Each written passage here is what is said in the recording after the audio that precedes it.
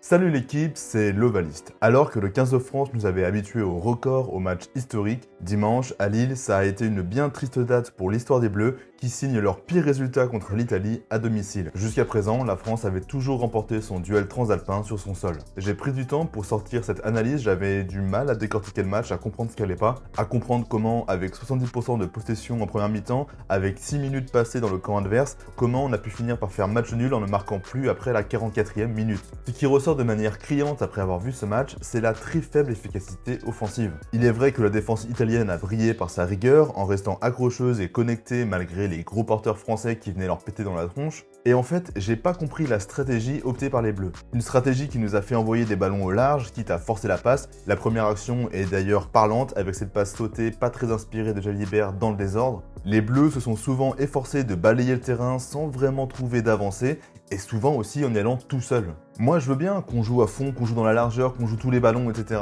Mais pour ça, faut faire un travail en amont, faut fixer, faut apporter des solutions aux porteurs de balles, faut converger pour mettre la défense sous pression.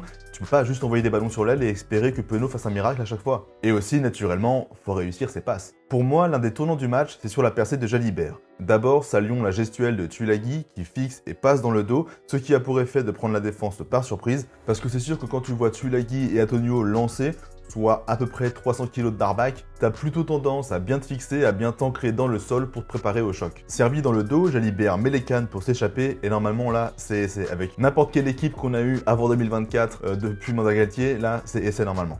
Et ce qui me frappe en fait, c'est le manque de convergence. Jouer dans le large, c'est bien, mais le large, il faut l'occuper. Là, le positionnement, il est pas bon, il faut être soit dans l'axe, soit avoir un soutien beaucoup plus proche. Ficou est bien trop loin et on se retrouve à avoir 3 Français dans les 5 mètres, c'est inutile. Déjà que la couverture italienne joue intelligemment en ne se laissant pas fixer et en laissant en fait Jalibert faire le choix, puis ensuite Ficou faire le choix, ce qui permet à la défense de venir se replier et de venir te cueillir en bout de ligne. Si en plus tu t'agglutines près de la touche, qui est, je le rappelle, le meilleur allié de la défense, et ben en fait, tu gâches tout le travail fait en amont. Au final, Jalibert fait la passe, mais Yohanné, comme je l'ai dit, ne se laisse pas fixer, ce qui permet à Garbizi de remonter, et donc de défendre à 2 contre 3, ce qui est quand même, à la base, c'était parti sur un 4 contre 1. Et Ficou, je pense, là, est un poil gourmand. Comme je l'ai dit, Yohanné n'est pas arrêté, il est en train de glisser, donc c'est pas non plus évident, il se laisse pas offrir, donc forcément, tu dis peut-être que je vais la garder, la feinter et aller tout droit. La passe pour Penaud n'est en effet pas synonyme d'essai imparable, mais quand même, il y a une petite partie de moi qui me dit que si Penaud, là, il a le ballon à 10 mètres de la ligne, ses qualités de vitesse et d'agilité auraient fait le reste. Quoi qu'il en soit, même si Ficou est repris, le jeu continue, et même si c'est brouillon et qu'on joue dans le désordre,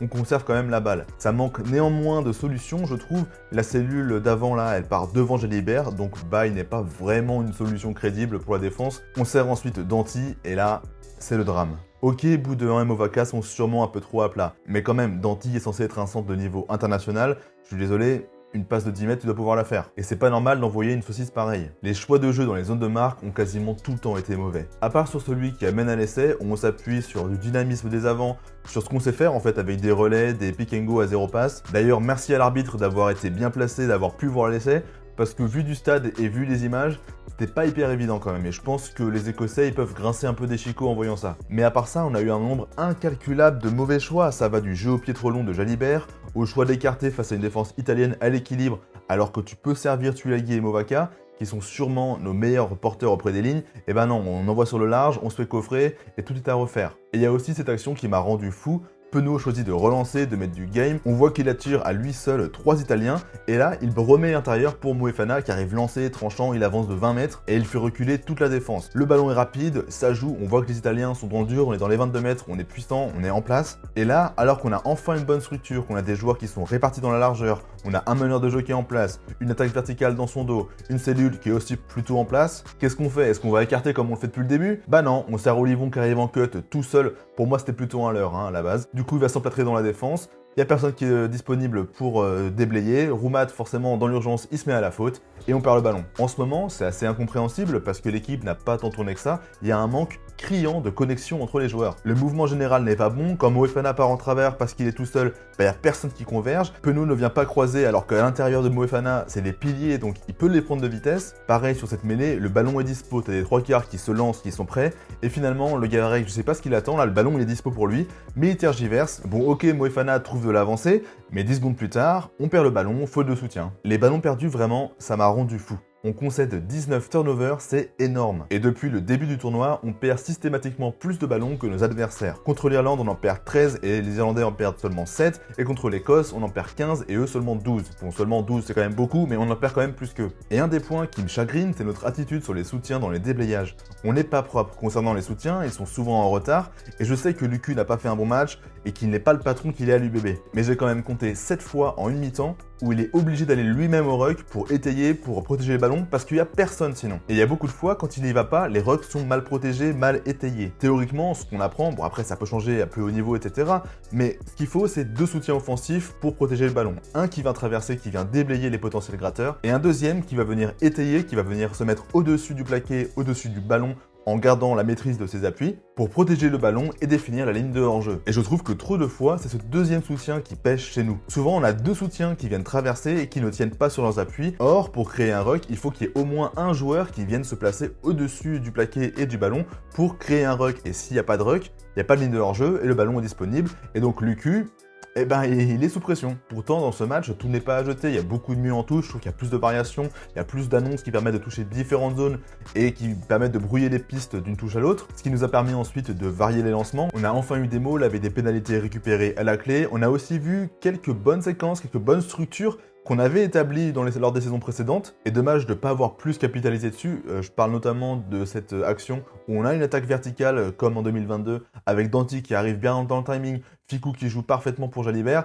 Et là, pourquoi est-ce qu'on se débarrasse du ballon au pied? Je sais qu'il y avait un avantage, mais pourquoi est-ce qu'on se débarrasse du ballon au pied? On est à la 4e minute. Pourquoi est-ce qu'on joue pas, tout simplement? Et en parlant de jeu au pied, on a grandement perdu cette bataille. Avec un joueur en moins, la couverture était plus délicate, et sans Jalibert, Ramos était un petit peu seul pour assurer le jeu au pied. J'ai en tête notamment cette combinaison où on envoie Antonio péter avec le soutien de Danti sur le pauvre Garbisi.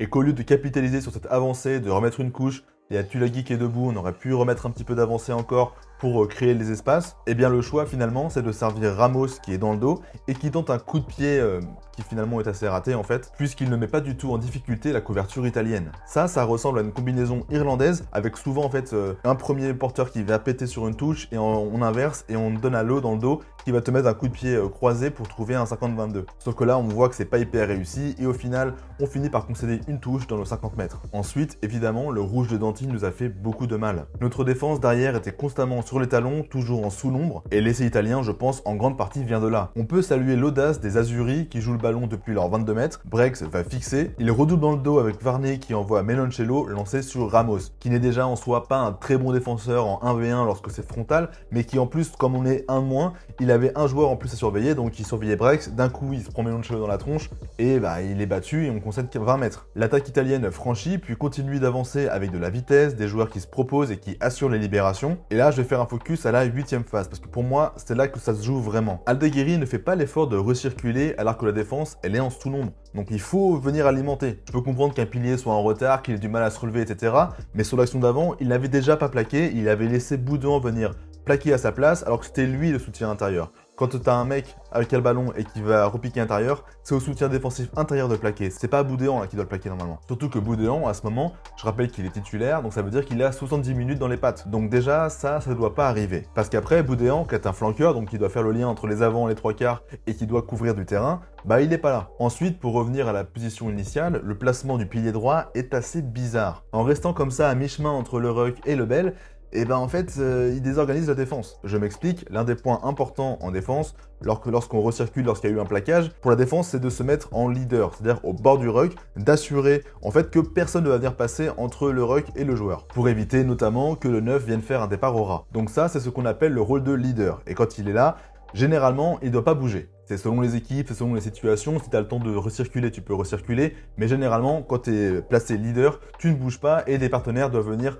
te contourner dans le dos. Sauf que là, on est un peu dans le rush. L'attaque italienne, elle est prête à jouer sur l'extérieur. Et Aldeguerri, en fait, en restant à mi-chemin entre le rôle de leader et d'être soutien de Lebel, en fait, il permet pas à la défense de se recirculer parce que Marchand, il se dit, bon, Aldeguerri, il va sur le large, donc je me mets là en position de leader. Mais du coup, personne vient aider Lebel finalement. Parce que Aldeguerri se comporte comme s'il était un leader en surveillant le ruck, sauf qu'il n'est pas du tout leader dans sa position, c'est Marchand plutôt. Donc il n'est pas connecté à Lebel dans la ligne, et c'est Lebel qui doit encore venir plaquer à sa place. Puisque Garbizi identifie la situation, il voit la porte et s'y engouffre, ce qui force donc Lebel à venir se consommer au plaquage. Et ensuite, ça déroule, du jeu debout, on est en sous-nombre, il y a des passes après contact qui sont faites, Penaud est battu et Capozzo marque. Globalement, je trouve que ce match nul, c'est une défaite mentale. Personne n'a réussi à prendre les choses en main, à mettre en place une attaque cohérente. Les joueurs semblent perdus, frustrés, il n'y a qu'à voir leur langage corporel qui parle pour eux. Ça veut vraiment tout dire sur l'état d'esprit dans lequel ils se trouvent, ils sont vexés, ils sont frustrés, ils sont énervés, ils ne comprennent pas pourquoi ça ne marche pas. La Coupe du Monde et la grande exigence du précédent mandat semblent quand même avoir laissé des marques profondes dans la tête des joueurs. J'en prends pour exemple que le joueur qui performe le plus depuis 3 matchs, c'est Postolo Tulagi, un joueur qui n'a pas fait la Coupe du Monde, qui n'a pas fait la prépa et qui a toute la fraîcheur de son âge. À mon avis, c'est pas pour rien que Dupont est parti se renouveler, trouver un nouveau défi dans le rugby à 7 et qu'il envisage en plus de faire une pause, de faire un break durant plusieurs mois après les JO. C'est pas anodin non plus qu'Aldrit ait pris un long congé après la Coupe du Monde et que Ficou avait déclaré dans la presse qu'il aurait bien aimé faire de même, mais que son club et l'équipe de France n'ont pas voulu. Le cycle infernal des saisons, la longue préparation physique, la tension progressive et finalement l'échec de la Coupe du Monde a complètement lessivé nos joueurs. Galtier a joué avec le feu en nous prenant pour des cons après l'Écosse, en parlant de match parfait, disant circuler et rien à voir, alors que si on récapitule, là depuis 3 matchs, depuis le début du tournoi, on prend branlé contre l'Irlande, on gagne miraculeusement en Écosse et on arrache un nul inespéré face à l'Italie. Heureusement que Garbizi ne sait pas mettre correctement son ballon sur un tir. J'ai du mal à retrouver ce qui faisait l'essence de notre réussite il y a 2 saisons, à savoir un jeu au pied maîtrisé et punitif, une défense agressive qui te fait concéder des turnovers et une attaque clinique et tranchante pour profiter du moindre ballon de récup. Ok, l'absence de Dupont et Ntamak sont des facteurs, mais pour moi, ils restent secondaires. Là, c'est tout le système qui ne marche plus. Et j'ai envie de dire, heureusement qu'ils sont pas là pour jouer le tournoi, pour qu'on se rende enfin compte des défaillances du système Galtier en ce moment. Parce que qui sait, peut-être qu'avec Dupont, on aurait gagné avec un peu plus de manière en Écosse, peut-être que là, on aurait arraché une victoire un petit peu raccro avec un exploit, mais ça aurait pas masqué les autres erreurs, ça aurait pas masqué les ballons perdus, les ballons tombés, les soutiens en retard et les nombreux mauvais choix. On peut, je pense, commencer à émettre de vrais doutes quant au management Galtier, qui est corrosif à la longue. Ses meilleurs adjoints sont partis, et depuis, on peine à retrouver notre touche, à retrouver notre attaque, et nos joueurs semblent émoussés physiquement. Exactement dans les secteurs dont les entraîneurs ont démissionné après la Coupe du Monde. Ce ne sont que des suppositions, parce que je connais pas le groupe, j'y vis pas, je suis pas à l'intérieur, donc je vais pas commencer à parler à leur place, mais en tout cas, de mon regard d'initié, de mon regard de supporter, d'amateur du rugby, j'ai un peu l'impression que depuis le départ de Raphaël Ibanez, Galtier est en roue libre, sa communication elle est pas cohérente et il semble refuser d'évoluer dans ses convictions. Je vais conclure maintenant en parlant des joueurs qui m'ont marqué. Juste avant ça, je vous invite à vous abonner si c'est pas déjà fait, à laisser un pouce bleu et un petit commentaire. Vous êtes de plus en plus nombreux à me suivre, donc merci beaucoup. On approche les 46 000, pourquoi pas les 50 000 à la fin de l'année, ce serait cool. Et puis si le contenu vous plaît et que vous voulez me laisser un petit pourboire, j'ai mon lien PayPal sous la vidéo, sinon il y a aussi le bouton merci. Donc merci à tous les tipeurs qui me soutiennent. Bon, les joueurs qui m'ont marqué, d'abord Kroos. Repositionné en 8, son rendement ballon en main est certes léger, mais quelle activité en défense. Décisif dans ses replis, précieux au grattage, c'est une valeur sûre qui ne démérite jamais. Et globalement, je trouve que la 3ème ligne a plutôt été à son avantage sur le match. Boudehans et Olivon sortent une jolie copie en dépit du résultat collectif. Mais sinon, forcément, c'est Tulagi qui marque les esprits.